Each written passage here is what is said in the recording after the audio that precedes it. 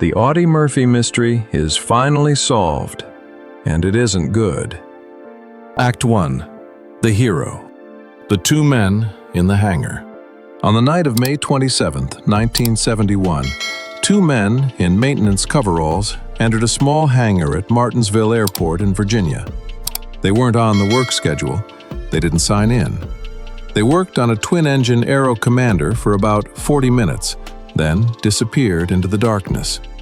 The next morning, the plane took off into foggy skies. 14 minutes later, Audie Murphy, the most decorated combat soldier in American history, was dead on a mountainside. For 50 years, we've been told this was just another tragic accident, bad weather, pilot error, the mundane cruelty of statistics claiming another small aircraft in the unforgiving Appalachian peaks. But here's what they didn't tell you. Murphy had scheduled meetings with investigative reporters from the New York Times and Washington Post, meetings set for the first week of June 1971. Meetings where he planned to expose something so damaging to the United States government that he had to be silenced. Those two men in the hangar? They weren't there to fix the plane. They were there to make certain it would never land. The American Hero Machine. America loves a war hero. We need them, actually. These living monuments to the story we tell ourselves about courage, sacrifice, and the righteousness of our cause. We pin medals on their chests, parade them before cameras, and feel patriotic just looking at them. But here's the thing about heroes. They're only useful when they stay in character, when they smile for photographs and give speeches about honor, when they play their assigned role in America's theater of perpetual self-congratulation. Audie Murphy understood this game. For 26 years, he played it perfectly. The baby-faced farm boy who became a killing machine, the humble Texan who never bragged about his 33 medals, the war hero who transitioned seamlessly into Hollywood stardom, lending authenticity to the westerns that taught Americans how the good guys were supposed to behave. But by 1971, Murphy had stopped playing along. And in America, there's nothing more dangerous than a hero who refuses to stay on script. The making of a legend. To understand how thoroughly Murphy's death was a betrayal, you need to understand what he survived to get there. Born in 1925 to sharecroppers in Hunt County, Texas, Audie Leon Murphy entered a world that had already decided he didn't matter. The seventh of 12 children, growing up in poverty so grinding that poor doesn't quite capture it. His father abandoned the family. His mother died when Audie was 16, leaving him to hold together what remained of a family that was already disintegrating. By age 8, he was hunting game to feed his siblings. By 10, he was picking cotton alongside adults for pennies. By 12, he'd dropped out of school permanently. Because in the Murphy family, survival took precedence over education. This wasn't a childhood. This was a brutal apprenticeship in endurance, teaching him that comfort was a luxury, that weakness was fatal, and that when you're responsible for others, you don't get to quit. Pearl Harbor changed everything. Or rather, it gave Murphy's particular skills a new theater. He tried to enlist in the Marines, rejected for being too small. The Navy, rejected again. The paratroopers, same story. At 5 feet 5 inches and 112 pounds, America's military machine kept telling this kid he wasn't good enough to die for his country. Finally, the Army infantry lowered their standards enough to let him in. Audie Murphy was 17 years old. What happened next still defies belief. In 27 months of combat, Murphy fought in 9 major campaigns.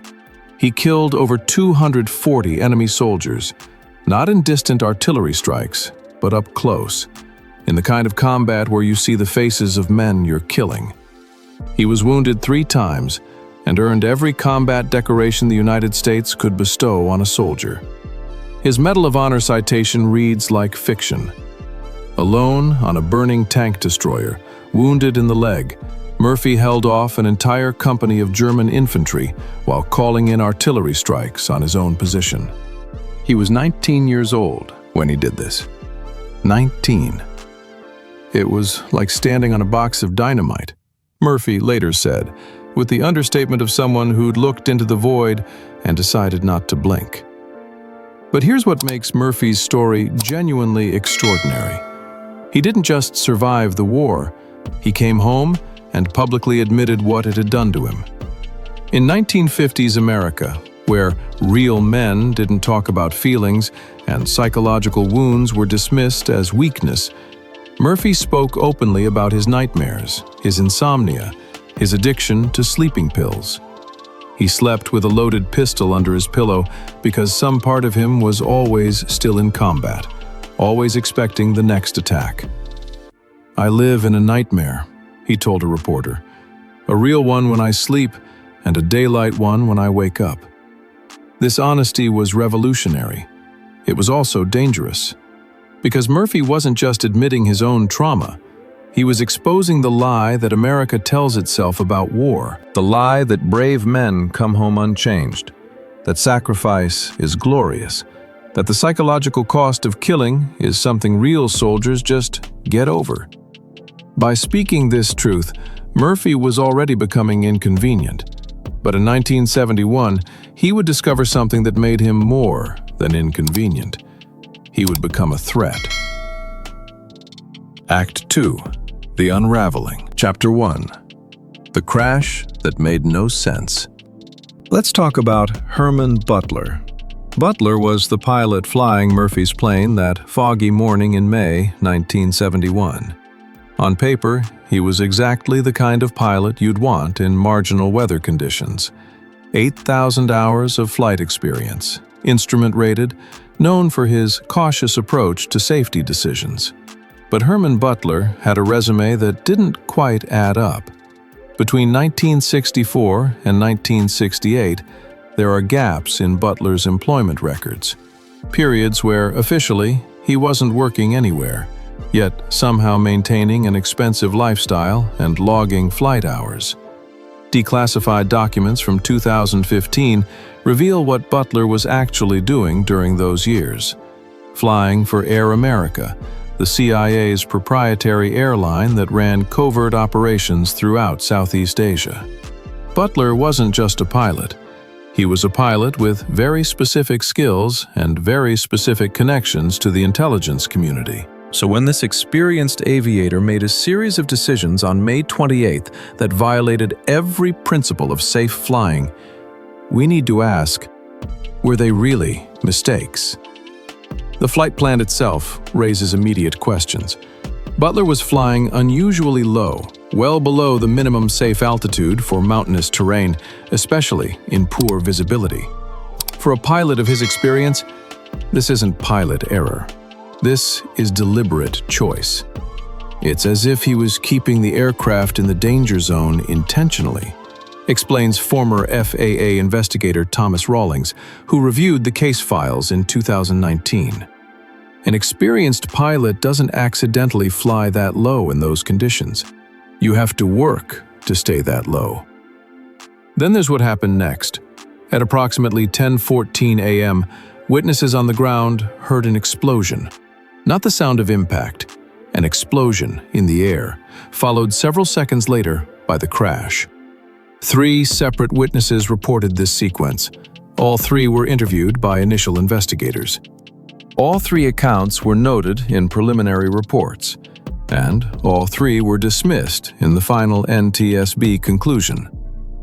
Harold Simmons was 17 years old that day, working on his family's farm near the crash site.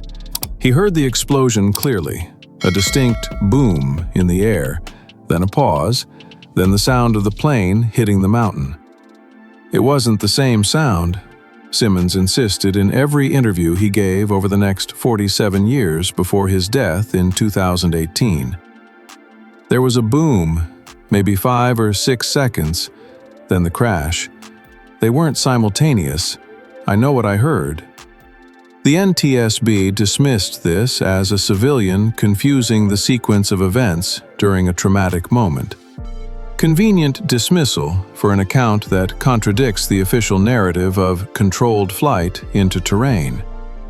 But Simmons wasn't wrong, because when forensic experts re-examined photographs of the wreckage in 2019, they found something the original investigators either missed or ignored. Stress patterns on the aircraft's elevator control surfaces that are inconsistent with impact damage. These are pre-crash failures, explains Dr. Howard Klein, a forensic metallurgist who spent 6 months analyzing the available evidence. You can see where components separated from the aircraft before impact, not because of impact. The metal shows stress fractures that developed under load during flight, not from hitting the mountain. In other words, parts of the plane broke off while it was still in the air, which would absolutely create the explosion sound witnesses reported, which would absolutely explain why the plane crashed, and which would absolutely confirm this wasn't an accident. Even more damning, several critical components that should have been present at the crash site were never recovered.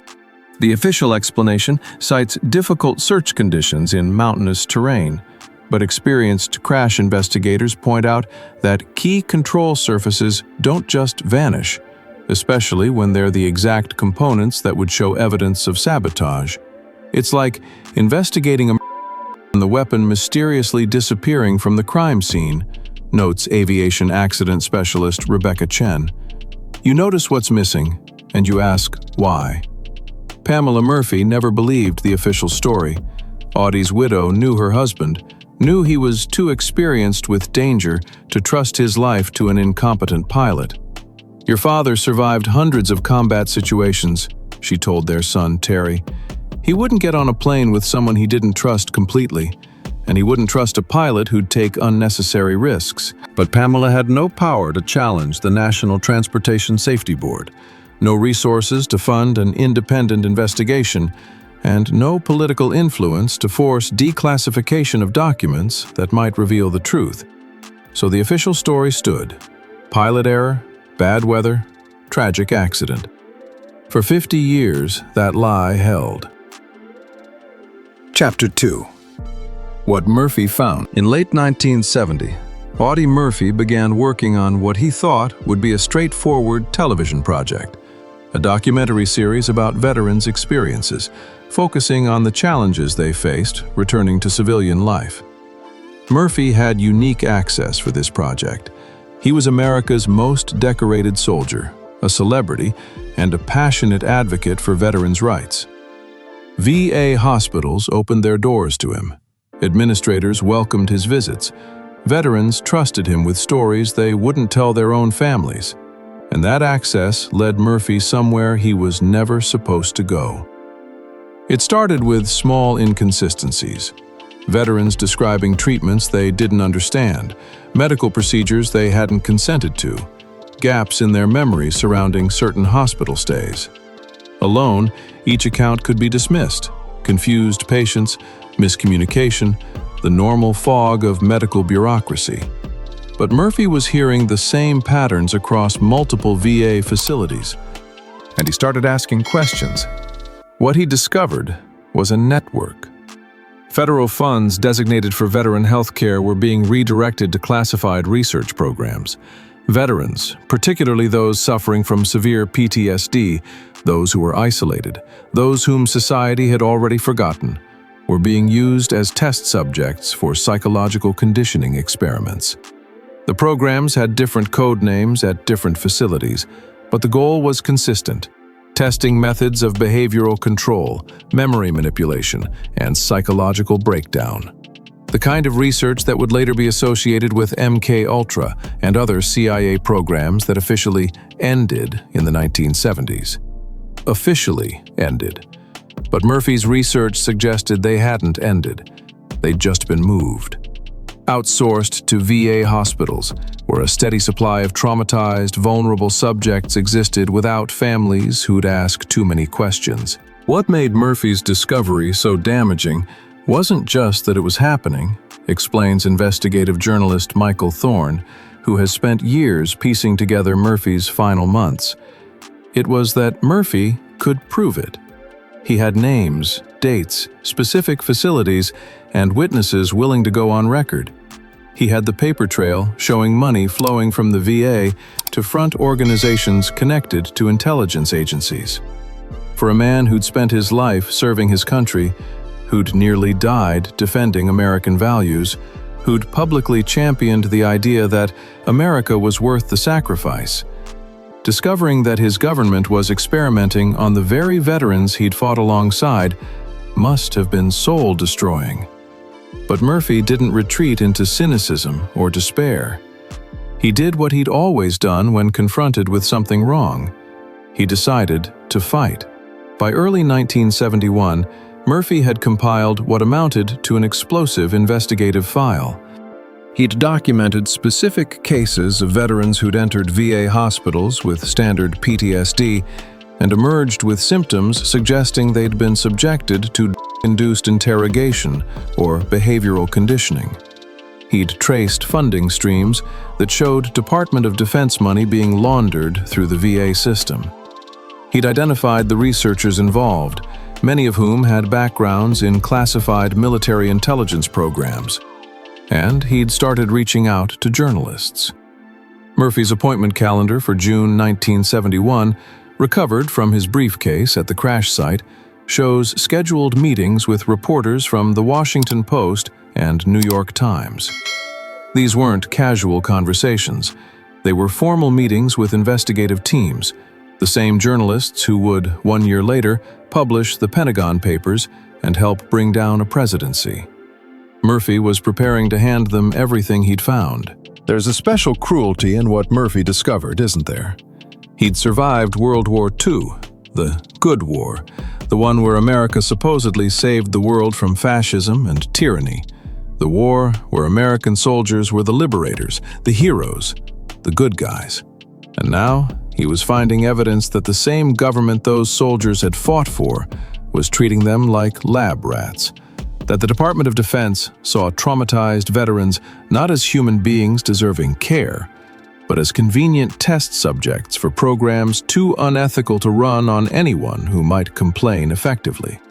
Murphy had also begun organizing legal protection for whistleblowers within the VA system, people who wanted to speak out but feared losing their jobs, or worse. Documents found in his briefcase outlined plans for a legal defense fund, resources for witnesses, and strategies for protecting people who came forward. This wasn't a celebrity dabbling in advocacy. This was a man building an infrastructure to expose and dismantle a system of abuse. The people running those programs knew exactly how dangerous Murphy had become. He had credibility that couldn't be easily dismissed. He had evidence that would be hard to discredit.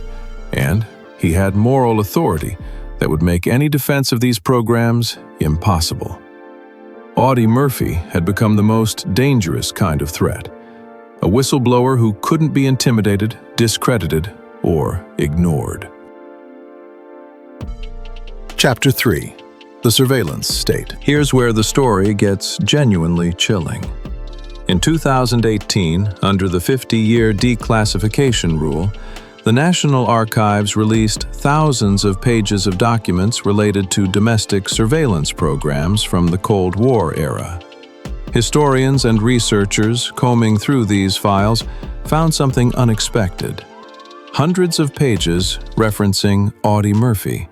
Not Murphy the war hero, not Murphy the actor, Murphy the surveillance target.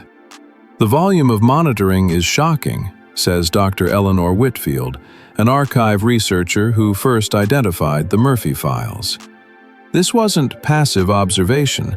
This was intensive, resource-heavy surveillance of a type usually reserved for major security threats: foreign spies, organized crime figures, domestic terrorists. The surveillance began no later than 1969, ramping up significantly in 1970 as Murphy's investigation into VA programs deepened. Phone calls recorded, mail intercepted and photographed. Informants placed within Murphy's social circle, people paid to report on his conversations, his meetings, his plans.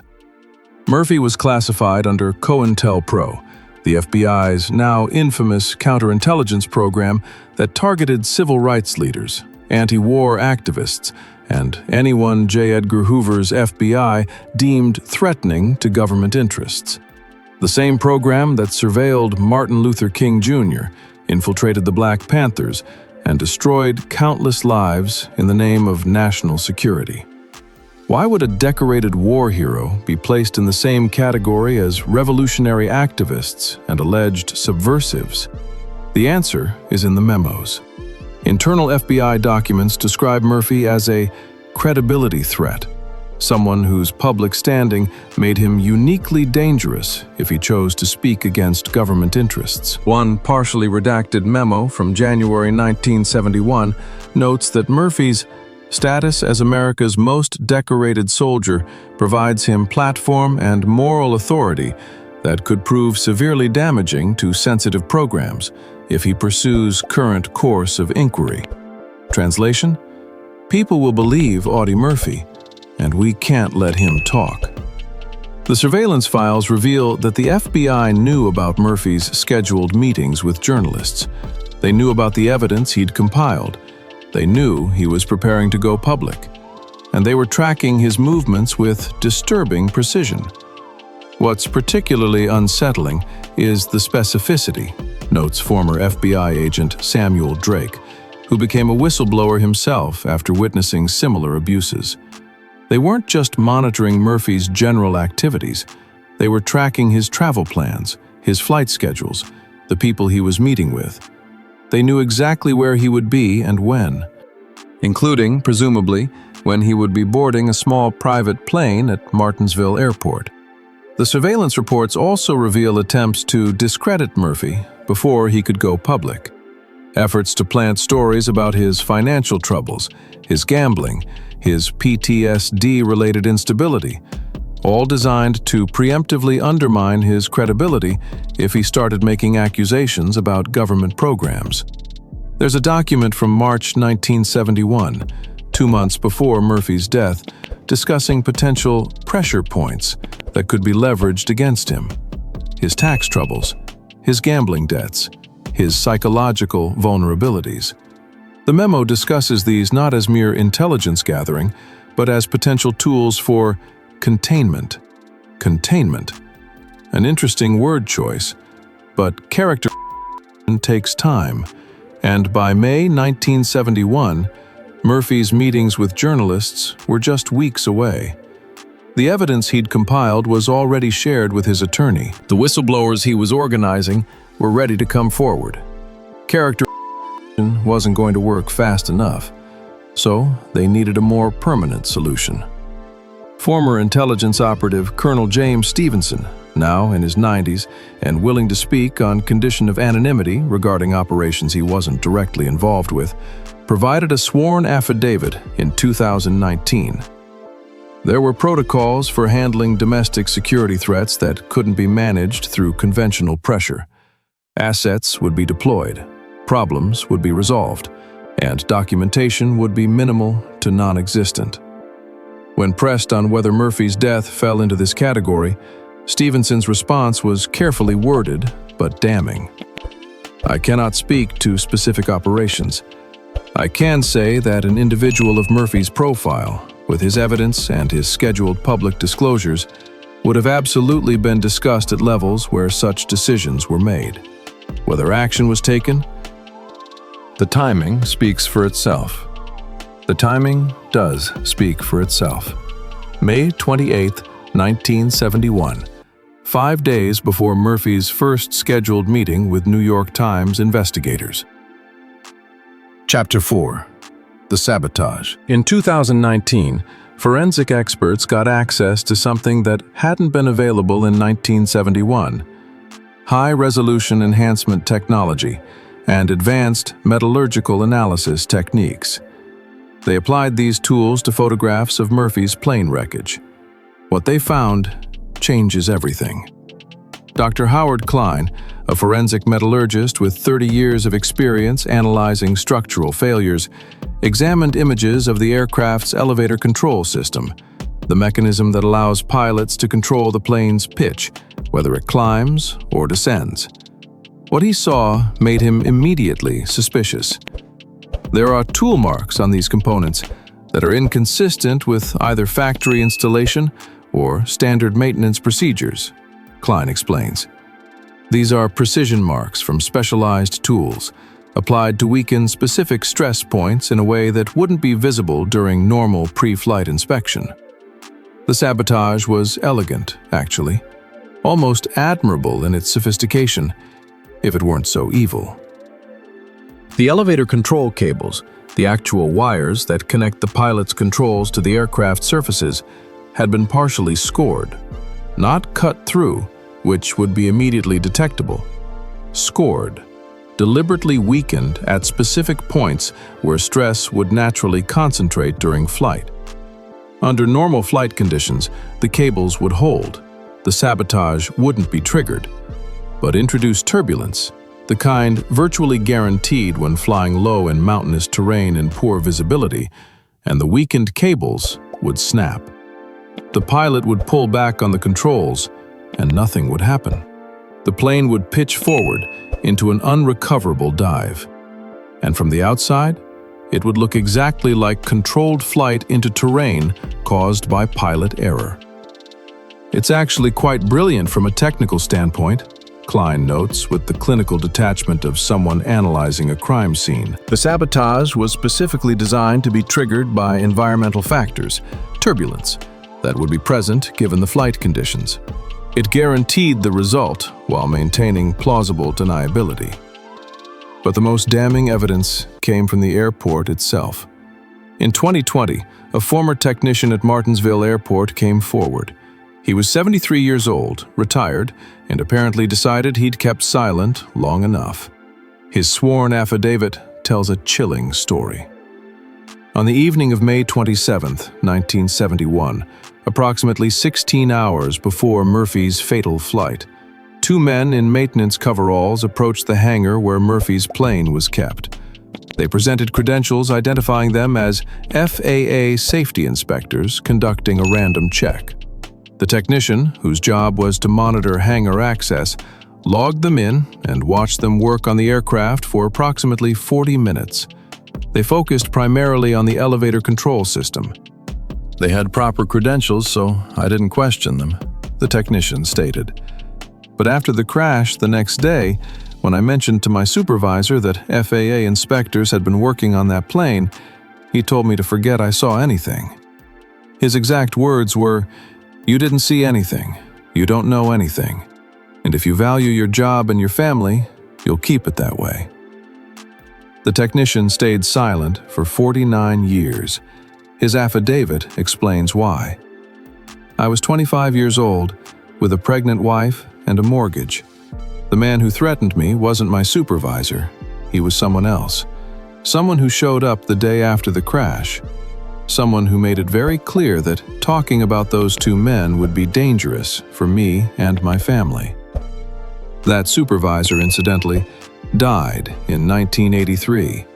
The threatening visitor was never identified, and the FAA has no record of any safety inspection being conducted on Murphy's aircraft in the days before the crash. The forensic evidence, the witness testimony, and the documentary record align to tell a single, inescapable story. Audie Murphy's plane was sabotaged. The sabotage was designed to be triggered by flight conditions that the experienced pilot, Herman Butler, would deliberately create by flying low in mountainous terrain. And the investigation was managed to reach a predetermined conclusion that would prevent further inquiry. This wasn't an accident. This was an Act 3. The Reckoning. The timeline of betrayal. Let's lay out the timeline because the sequence of events removes any remaining doubt about what happened to Audie Murphy. 1970. Murphy begins research into VA corruption and uncovers evidence of unauthorized experimentation on veterans. January 1971. FBI memo classifies Murphy as credibility threat, requiring intensive monitoring. Surveillance escalates to include phone taps, mail intercepts, and informants. March 1971. Internal documents discuss pressure points and containment strategies for managing the Murphy situation. April-May 1971. Murphy finalizes his evidence package and schedules meetings with New York Times and Washington Post investigative teams. First meeting set for June 3rd. May 27, 1971, evening. Two unidentified men with apparent FAA credentials access Murphy's aircraft at Martinsville Airport. They work on the elevator control system for 40 minutes. No official record of this inspection exists. May 28, 1971, morning. Murphy boards the plane with 5 others.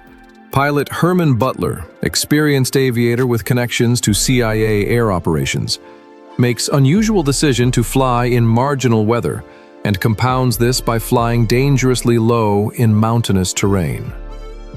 May 28, 1971, 10:14 a.m. Witnesses hear explosion in the air. Seconds later, Murphy's plane crashes into Brush Mountain. All 6 occupants instantly. May 28th to June 2nd, 1971. NTSB investigation begins. Key forensic evidence goes unexamined. Witness testimony about mid-air explosion is noted, then dismissed. Critical aircraft components are never recovered, despite extensive search. June 3rd, 1971. A classified internal memo states, "Issue resolved per operation. Investigation proceeding as planned with expected conclusions. All assets in place to manage any deviations from narrative." June 3rd. The exact date Murphy was supposed to meet with journalists to expose what he'd found. The timing isn't coincidental, it's confirmation.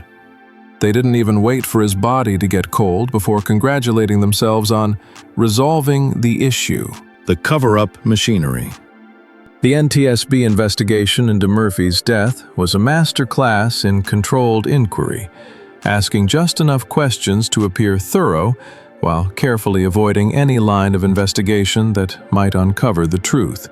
Forensic analysis that would be standard procedure today wasn't conducted. The elevator control cables that failed during flight, never subjected to metallurgical examination that would have revealed the scoring.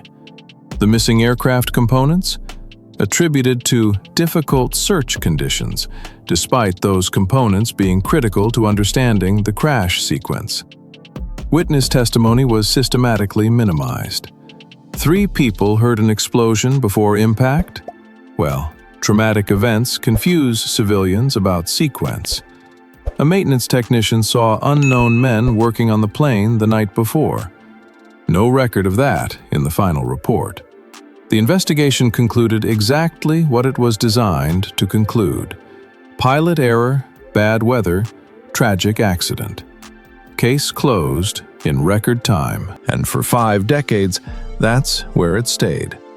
Because who questions the NTSB? Who has the resources to challenge a federal investigation?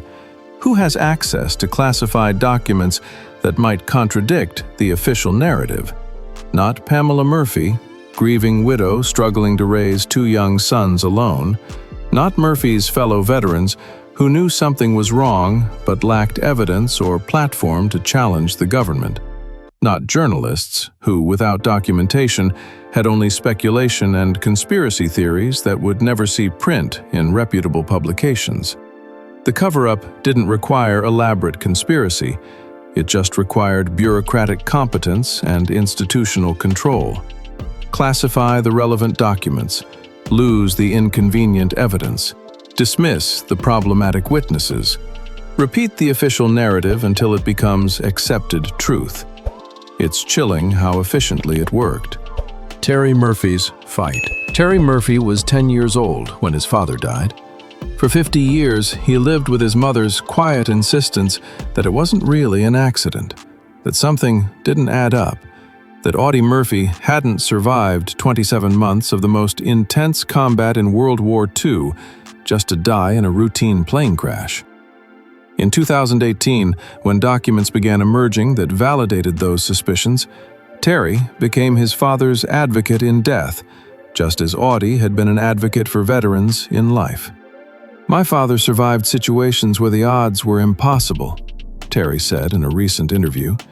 "He held off an entire German company while standing on a burning tank. The idea that he just died in an accident never made sense. Now we know why." For 5 years, Terry has navigated bureaucratic labyrinths trying to force full disclosure of what happened. Every FOIA request is met with redactions. Every document trail leads to classified materials that remain sealed.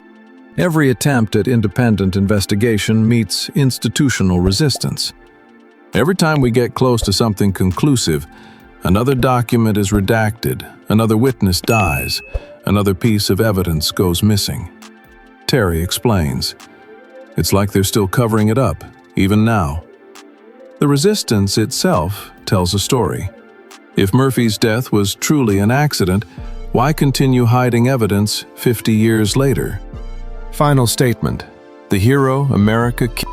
Audie Murphy killed 240 enemy soldiers in combat. He survived wounds that should have been fatal. He endured conditions that broke stronger men. He earned 33 medals for valor in defense of his country, but he couldn't survive telling the truth about what that country was doing to his fellow veterans. There's a bitter irony in Murphy's death that cuts deeper the more you examine it. He fought fascism in Europe, fought against a regime that treated human beings as expendable subjects, that conducted unethical experiments, that believed the state's interests justified any means. And then, he discovered his own government doing the same thing to the men who'd fought that war. Veterans who'd defended American values were being used as test subjects for psychological conditioning programs that violated every principle they'd fought to protect. When Murphy tried to expose this, when he gathered evidence and prepared to bring it to the American people, the government he'd nearly died defending chose to hate him. This is the greatest betrayal in American military history. Not just Murphy's death, but what it represents. That a nation's commitment to its heroes extends exactly as far as those heroes remain useful. That speaking truth to power is more dangerous than facing enemy fire. That the machinery of state will protect itself, even if it means being the most decorated soldier in its history. Audie Murphy survived the Nazis, but he couldn't survive the truth. And 50 years later, his government is still trying to bury both.